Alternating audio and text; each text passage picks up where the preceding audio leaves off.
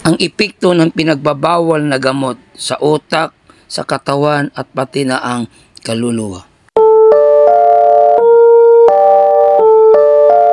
May ibang nagsasabing ang shabu ay makatulong sa trabaho, sa kabuhayan at nakakaalis ng problema. Pero totoo ba ito? Unti-unting nasisira ang iyong utak. Ang dopamine, ang kimika nga nagbibigay ng ligaya, ay naapektuhan. Pagkatapos ng pansamantalang ligaya, ang epekto nito, panginginig ng katawan, kalituhan sa pag-iisip at depresyon. Tulad ng Parkinson's disease, ang utak ay nagkakaroon ng problema sa paggagalaw at emosyon, at hindi lang utak ang paapektuhan, pati kaluluwa ay papalayo sa Diyos.